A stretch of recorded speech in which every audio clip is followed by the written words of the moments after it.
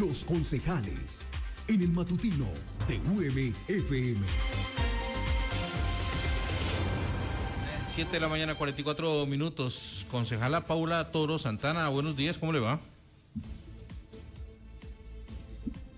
Richard, hola, muy buenos días para ti, para toda la mesa de trabajo, Juan Alberto, Alejandro, profe Guillermo Orlando, un gusto saludarlos a todos. Néstor, buenos días. Oiga, ¿usted le quedan 3 días allí en el consejo? Lo que ya, dicho, ya, sí. ya me quedan 3 días, así es. Ya está haciendo el trasteo, recogiendo los corotos. Ya estoy recogiendo las cositas, sí. ¿Quién queda en su curul? Queda un joven que se llama Sebastián Giraldo, Ajá. que es del partido político Colombia Renaciente. Ya, Colombia Renaciente. Muy bien, y usted arranca en la lista de Cámara. ¿Cómo quedó esa lista de Cámara, al fin? En la lista de Cámara, sí, ya como lo hemos venido contando al Senado, está Wilder Escobar, que esta semana lo tuvieron ustedes acá en UFM, y hay 3 personas más, una persona del oriente del departamento, Fabio Moncada, también, al igual que yo, participó de las anteriores elecciones a la alcaldía y ocupó la segunda posición. Está la doctora Cristina Jaramillo, muy conectada con el occidente del departamento. Ella es oriunda de Supía. Está Manuel Correa, que hace parte además históricamente del partido. Y estoy yo, Paula Toro, concejala de la ciudad de Manizales. ¿Y el quinto? Ahí vamos, todavía falta uno. ¿Y el quinto quién es? ¿O Oiga, la quinta? No, aún no, eso sí, ustedes saben que yo siempre les traigo las noticias. Aún hoy, no pero se hoy no va a soltar quién prenda es la usted. persona. Pero hoy no va a soltar la información. No, de verdad, no, Richard, aquí yo siempre he venido a contarles todo. Esa es la información que tengo aún. Digamos que hay conversaciones. Esa persona para cerrar. Dime. Digamos que hay conversaciones. Hay conversaciones. Sí, Sí, pero además no las lidero yo. Muy bien. Doña Paula Toro, concejala, usted publicó en las últimas horas un video en sus redes sociales que nos llamó la atención, y es que usted está diciendo, palabra más, palabra menos, que se está condicionando parte del presupuesto municipal del próximo año a la cantidad de multas de tránsito que hagan los guardas de tránsito. Es más o menos como poner la meta de una vez y decirle a los guardas, hay que hacer tantos para cumplir la meta del presupuesto. ¿Más o menos es eso o entendimos mal? Entendieron muy bien, Richard. Okay. Contémosle también en detalle a todos los que nos escuchan. Eso porque fue un punto sobre el que fijé la atención. Sí. Y yo sé que Alejandro, que además es un economista que admiro mucho, va a entender, y es que estábamos preparando el debate de control político al presupuesto del año 2026, una cifra de 1.4 billones, y uno dice, bueno, ¿cómo me estudio esto? ¿Cierto? ¿Qué hace uno? Se estudia de dónde están considerando que serán los ingresos. ¿Cuáles son? 2 cosas, las fuentes y qué supuestos tienen para que esos ingresos crezcan el siguiente año. Y 2, pues los gastos y la inversión. Pues resulta que son más o menos un Excel gigante con muchos datos, y me encontré ese dato, mirando con mucho detalle lo siguiente, y es que uno de los renglones de algo que se llama ingresos no tributarios se llaman fotomultas y centro de movilidad. Entonces, para todos, esto pues es con claridad para todos los que nos escuchan. El presupuesto para el estudio del Consejo se presentó hace casi un mes. Lo de fondo es que no debía venir, esos 2.397 millones no deberían ser parte del cálculo de los ingresos, porque había una tutela que había tumbado las fotomultas. O sea, no había fotomultas, había una tutela que dijo no hay fotomultas en la ciudad. Solo hasta hace más o menos una semana un juez dijo se dejan en firme las fotomultas. Es decir, ¿revisan o no revisan el ejercicio de cálculo de los ingresos? ¿O eso es un Excel que van arrastrando año a año sin criterio, sin condición, sin análisis? Y como ese, miren, como ese, un par de ejemplos más que les podría dar, por ejemplo, el tema de cofinanciación, que lo podemos hablar ahora, Richard, pero eso es lo que yo le quería mostrar a la administración para no hacer los análisis macro del 1.4 y de los tributarios y de los no tributarios y de los recursos de capital, porque uno dice, bueno, ¿y quién entiende eso? Pues lo que le está pasando a Safila es lo que le está pasando a muchas de las fuentes de ingresos del presupuesto de la ciudad de Manizales para el año 2024, y es que tienen unos supuestos que no, la verdad, a mí particularmente no me convencen ni me dejan tranquila frente a la proyección que están haciendo de ingresos. Es decir, que lo que usted está afirmando es que el presupuesto no tiene unas bases de financiación seguras. Así es. Así como esta, en donde Ajá. el ejercicio práctico lo hice para que nos pongamos en los zapatos de ese presupuesto de la gente, significaría hacer 50 multas al día, de las cuales 25 de ellas son motociclistas. Para que eso nos toque, para que el presupuesto sea con nosotros, con la ciudad, entonces hice ese ejercicio. ¿Qué más está pasando? Que hay unas consideraciones sobre los ingresos, como por ejemplo lo son el impuesto de industria y comercio, el impuesto predial, que si bien el histórico de crecimiento fue importante por efecto del catastro, eso ya tiene una curva descendente. Pero otra cosa aquí que también quiero mencionarles para que entendamos por qué las dudas sobre ese monto y esos supuestos. Y la otra razón es porque, miren, hay una cosa que se llama el marco fiscal. ¿Eso qué es? Es la planeación financiera a largo plazo, a mediano y largo plazo de la ciudad. Pues la planeación financiera muestra el histórico desde el año 2014 y lo proyecta hasta el 2035. Entre el 2014 y el 2025, que ya casi que son la realidad, pues muestra una curva, sube, baja, ya lo que significa realmente el ejercicio real de la ejecución. Y en adelante es una línea recta. Entonces uno dice, ¿cuál es la planeación del futuro de la ciudad en una línea recta? Ninguno, no hay ningún análisis, ninguna consideración, no hay, y esto también se... ¿Se nos cayó ahí la comunicación, concejala? Sí, se fue. Sí, se cayó allí el internet. 7 de la mañana, 51 minutos, pues estamos hablando con la concejala Paula Toro. Lo que está afirmando es que en el análisis que hace de las fuentes de financiación de los diferentes rubros, de varios de ellos, en el presupuesto para el próximo año que ha presentado y que se discute, que ha presentado la alcaldía y que se discute en el consejo, pues no hay claridad de dónde se va a sacar ese dinero que se asegure como tal ese dinero. Concejal, ¿está por allí? Sí, aquí estoy, se me cayó la llamada, les estaba explicando una cosa para volver sobre el tema de por qué no hay seguridad. Entonces, miren, cofinanciación, ¿qué es cofinanciación? Es la capacidad de gestión de la administración, de la alcaldía, de ir y buscar recursos para multiplicar los propios, con la cooperación internacional, con fuentes internacionales, con el gobierno nacional. Es decir, ¿cómo voy y con los recursos locales le traigo más a la ciudad? Pues les voy a contar lo siguiente. La cofinanciación es cero, porque la cofinanciación en esta administración no es el resultado de la gestión, es el resultado como del destino. Es como, bueno, al final hacemos un ejercicio y mira, sí aparecieron unos recursos de cofinanciación, pero ayer de nuevo en el debate de control político me decían, no nos vamos a comprometer con cofinanciación. Es decir, no se comprometen con la gestión de nuevos recursos, que es lo normal, que es el deber ser del gerente de lo público, pero sí dejan una fila con 2.300 millones para cargar vía multas el ingreso. Y lo otro, para que también nos entiendan, el presupuesto que es aparentemente muy grande, muy importante para la ciudad, tiene dos componentes que no son inversión real.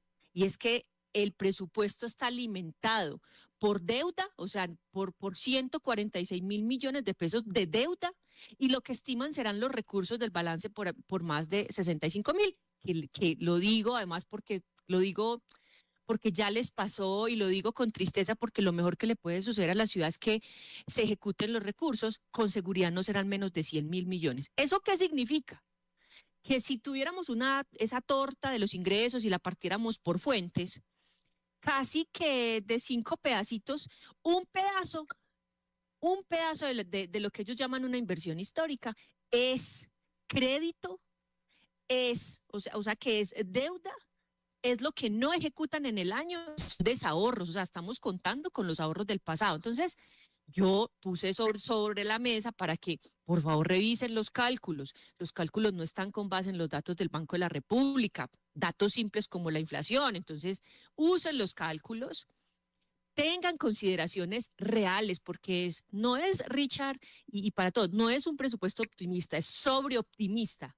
Es sobreoptimista y le pasan cosas en renglones que uno diría, pero que son 2.300 millones de pesos de un presupuesto de 1.4, pues son 50 comparendos diarios el próximo año para gente que, pues que no debería ser la principal fuente de ingresos, ni siquiera debería ser calculada porque además no tenían el espacio para hacerlo. Entonces, bajo la discusión de un presupuesto tan grande a detalles para que podamos conectarnos con lo que significa hacer este ejercicio de planificación financiera futuro de la ciudad. Ya, estaba pensando en este tema de tránsito, que depende entonces ese rubro de las malas prácticas de los ciudadanos al conducir. O sea, ¿Sí? si le va bien el rubro. Así es. Así es, entonces también yo decía, venga, lo primero es no se pase el semáforo en rojo, mantenga sus SOAS, Sí. sus documentos al día, porque eso es lo que de verdad debemos hacer. Pero eso creo que llamó la atención Sí. sobre el fondo, y es sobre la planeación financiera para la ciudad, sobre las consideraciones que se están haciendo en un presupuesto que no veo cuáles son esos cálculos extraordinarios para tener esos ingresos, y en cambio sí estoy dejando unos datos que realmente nos conectan para decir, oiga, sí, debería la administración volver a revisar los supuestos de cálculo, comprometerse con un pago de deuda importante en el año 2024, que convenientemente en el año 2026 será mucho menor el pago a la deuda, empujando y presionando la deuda a futuro, lo que con seguridad que significa en términos simples. A mayor deuda a futuro, menor inversión. Eso no hay que, o sea, no hay que analizarlo demasiado. Entonces, sí quise llamar la atención y creo que lo logro para que, como lo hice siempre, de manera muy propositiva con la administración, no solamente le dije qué, le dije dónde consideraría yo que hay que hacer esos ajustes al ejercicio de planeación. Y otra cosa, Richard, que permíteme conectos, porque la gente dirá, bueno, ¿qué es eso? ¿Qué es el marco fiscal? Bueno, ya les conté que ese es un instrumento de planeación. Pero lo otro que realmente, digamos, lo que uno dice, bueno, ya planearon cómo serán los ingresos y cómo los van a invertir. También hay un aspecto muy importante con respecto a la distribución de los recursos para los diferentes sectores, para infraestructura, para movilidad, para educación, para salud, para desarrollo empresarial, para emprendimiento, para medio ambiente, para cultura.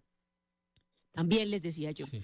hay oportunidad de ir a revisar para que haya un balanceo y una distribución que dé cuenta de la importancia de lo social. Ayer mostraba yo que todos los programas que tienen disminución de presupuesto para el año 2026 son los sociales. Jóvenes, mujeres, desarrollo empresarial, vivienda nueva, o sea, todo lo que tiene que ver con lo social, entonces va para abajo y la infraestructura va para arriba. Y no como me decían ayer en las respuestas, la alcaldía, es que la infraestructura también tiene un impacto social. Claro, por supuesto que yo entiendo el impacto social de construir canchas, por supuesto que lo entiendo.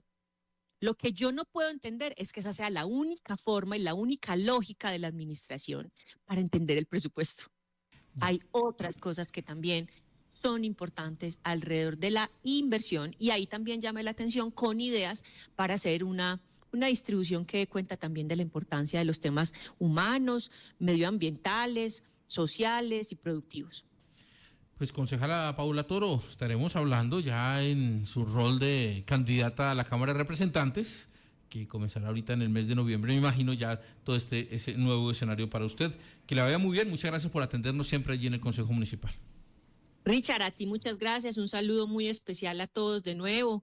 Gracias de verdad siempre por abrir el micrófono para traer otra voz sobre análisis, además hechos por una economista que lo que está buscando es que tengamos un un presupuesto más realista, un presupuesto mejor distribuido para el año 2026, que dé cuenta de la importancia que tienen sectores distintos a la infraestructura para la ciudad. Feliz día para todos los que nos escuchan.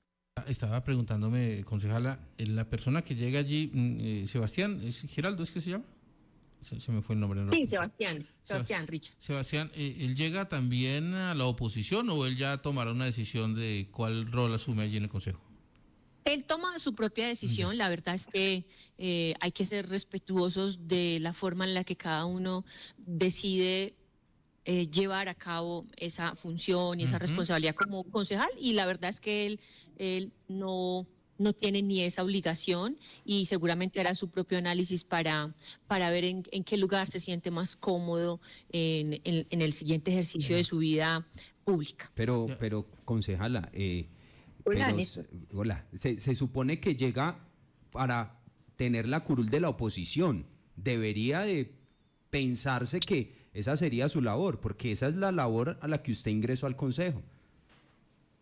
Néstor, yo estoy de acuerdo contigo, yo estoy de acuerdo y quiero decir ahí, si me lo permites, dos cosas. Lo primero es que con mi conocimiento y mi formación, yo seguiré en ese ejercicio de mostrar información a la ciudad que sirva para tomar mejores decisiones, porque para eso siento que estoy ahí, pongamos toda la información sobre la mesa, porque es con información que se toman las decisiones en el sector público.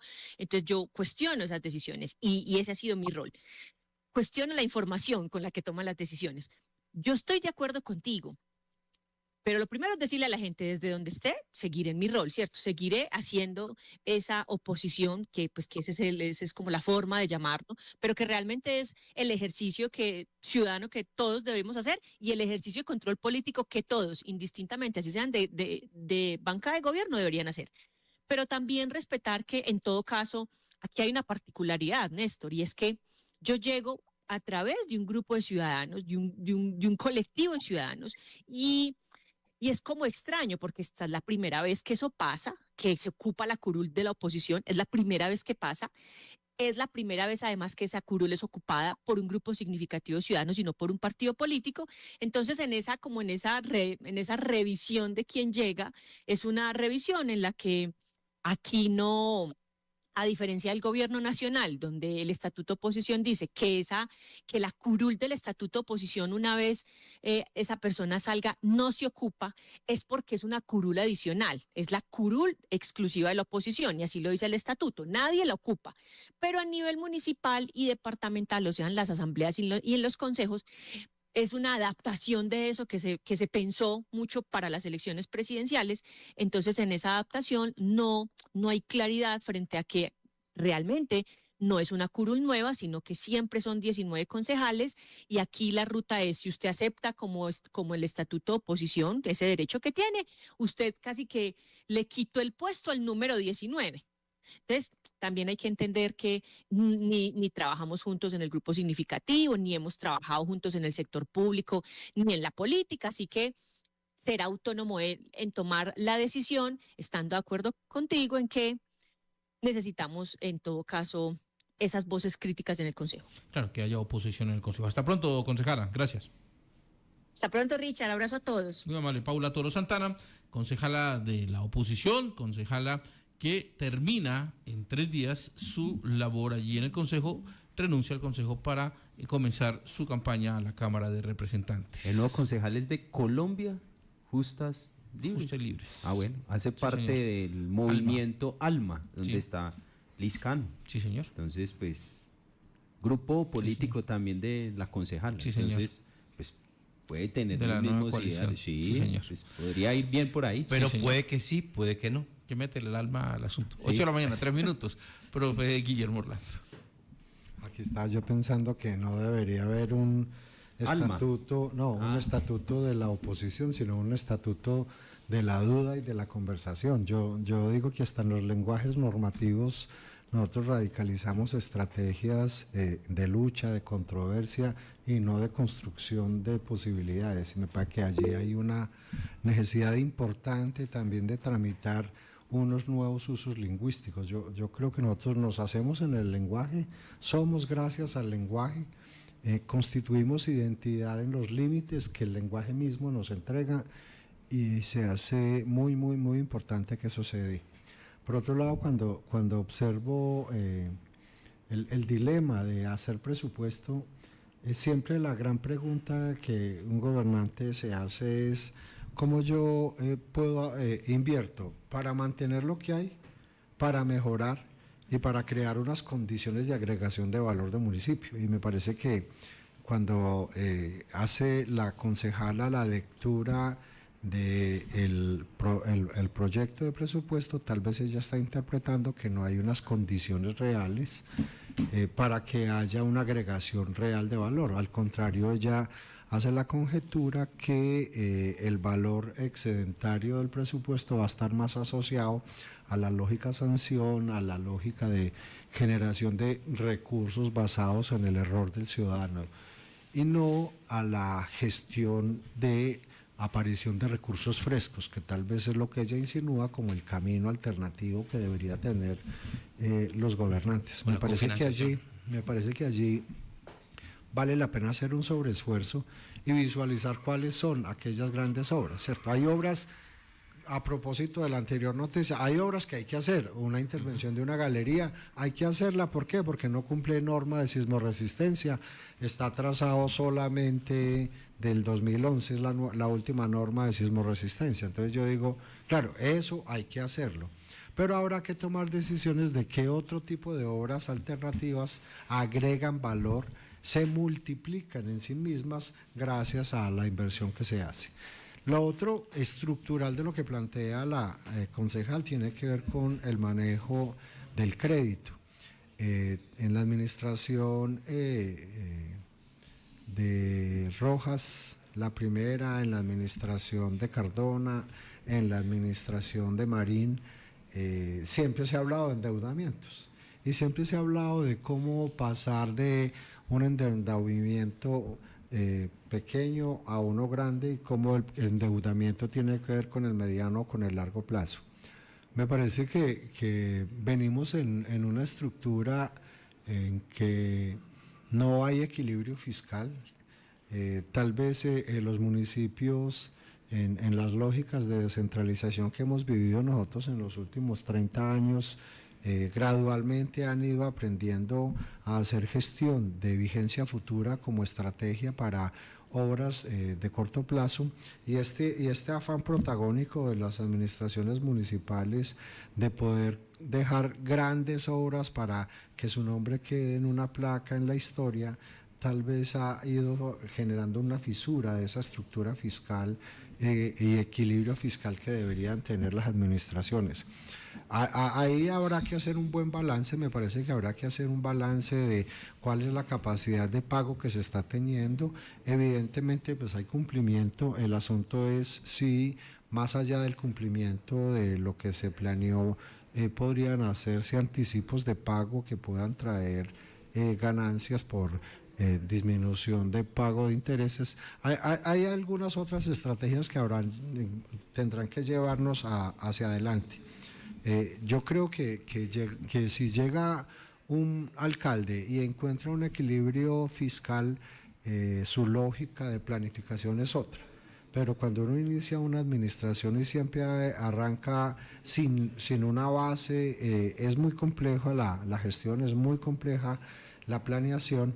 Y seguramente eso lleva a que no solo se piensa en recursos frescos, sino en cuáles terminan siendo recursos recurrentes por operación, y tal vez allí es donde se encuentra hoy un camino asociado a las multas, que tal vez sea un camino, y otros, todo el proceso de actualización catastral que vivimos hace unos 4 años.